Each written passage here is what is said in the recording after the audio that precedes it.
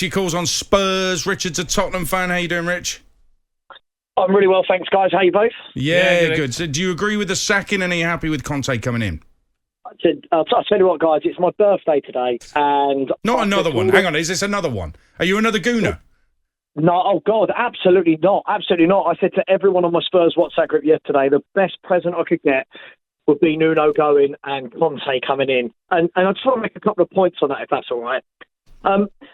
First and foremost, I've had a lot of fans ringing up your show and other shows all day talking about, no, Conte's not for us and, you know, he's not the right fit for Spurs.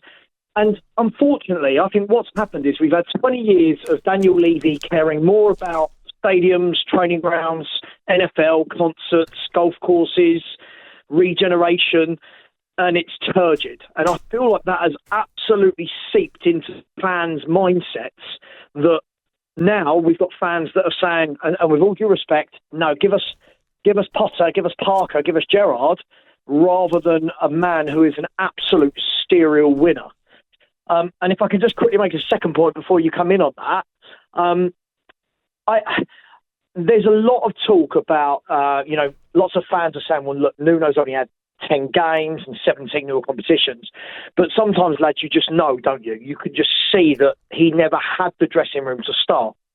Now, where I do feel a little bit sorry for him is we have got so many pundits in this country, constantly, people like Jamie Redknapp, Neville, these people are talking about this great squad we've got and that we've got this attacking flair in Lo Celso and Ndombele and Bergwijn and Mora. Guys, these are not good footballers. They have never produced for us. You know, Mora, yes, he had the great Champions League final, but the others have done nothing in a Spurs shirt for 2.5 years. Yet I keep hearing about how we should be playing with attacking flair.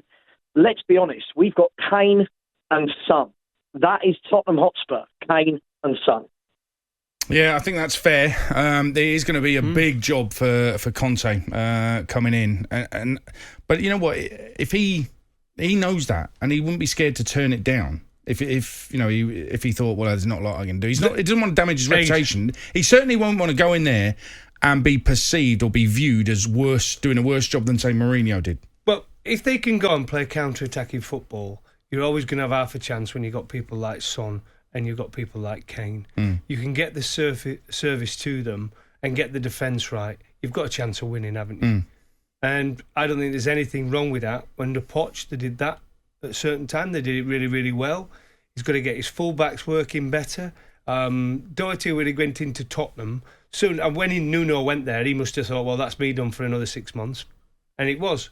He never played him because he didn't play him at Wolves. He got rid of him at Wolves, and then he was never going to play him at Tottenham. It's crazy. So we'll see how it goes now under a new manager. But he's right about some of those Spurs players who are okay, but they're never same as Lamella. Never really done when anything. He was there, you know what I mean? For years, he didn't really do anything. There was a Rabona, and then they lost that game. There was nothing, no consistent high level performing from these players. They won't go down in history as Spurs greats.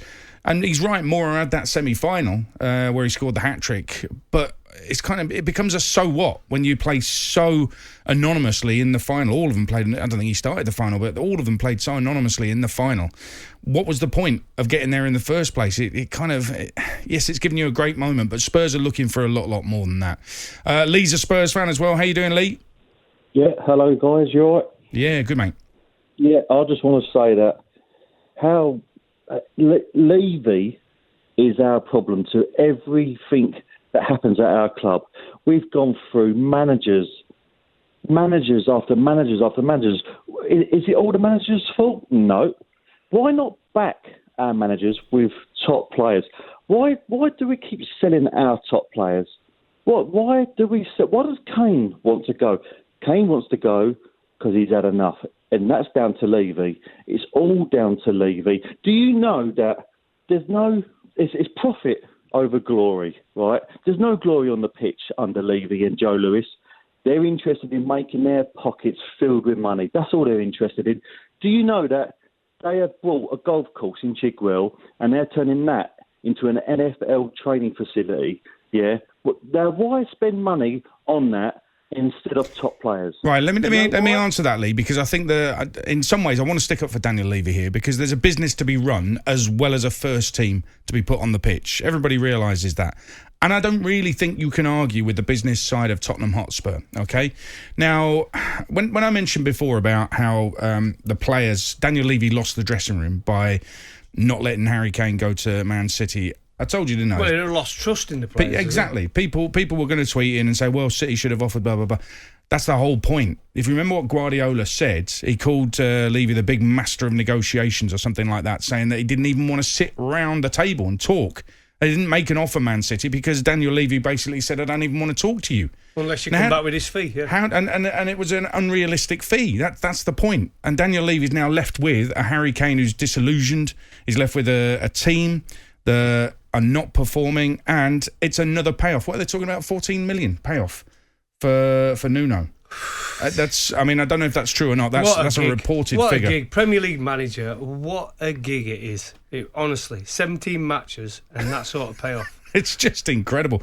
And is that the right way to run the business, football side of it? I mean, I can't understand what Levy was thinking when he wouldn't sit down around the table. Paid for the NFL training ground. Yeah, it's madness. But that has left a massive problem within that Spurs dressing room. I think that's a big part of why things have been going wrong so far this season. Let's take another very quick one from Stephen, a Spurs fan. Hi, Stephen.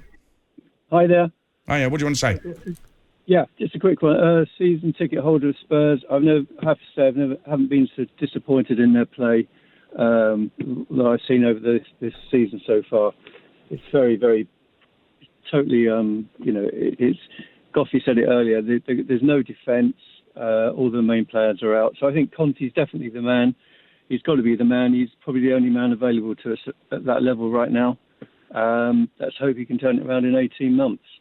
Well, let me say this about Conte. It looks like he is going to be the new Spurs manager, and I think Spurs fans should feel lucky that they've got him, because he is taking a risk coming to Spurs, not just because Spurs never win anything. He's going to try and be the one to make history and do something special at that football club, but he's also taking a risk working with that squad and working with Daniel Levy as well. So fair play to him, because he could have waited for a Man United, waited for a much bigger club. I think I said last week, though, I had a feeling that Conte would rather have London, rather be in London. Yeah, that's fair, yeah. Right? He's lived there before, his family have lived there before, and I honestly thought if Tottenham would have cut up trumps the first time, they would have got him.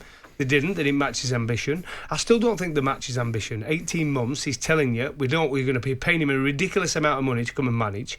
We might be giving him a few quid in the window to go and spend as well. And also, what I'd be doing if I were Man United, and to pay him off or buy him out of his contract, because it's only an 18-month contract, it won't be that bad. So it leaves all the options open. Would it surprise you if you went to Tottenham now and in another 6 months, end of the season, Manchester United get rid of Rolly, keep him till the end of the season, and then go for Conte? Mm-hmm. That's not impossible. Well, that'd be a concern. Then where do Tottenham go then? Yeah. They've got somebody who's brought in to get a plan, some organisation, get some defensive stuff back, and then they have to go find another manager. Or as the Harry Kane contract situation, has that stung a lot of people, and that's why he doesn't want to sign a long-term contract, because he doesn't want to be have Spurs like a ball and chain round his ankle. This is Drive on talkSPORT with WeBuyAnyCar.com to find out how much your car's worth in under 60 seconds. Enter your reg number.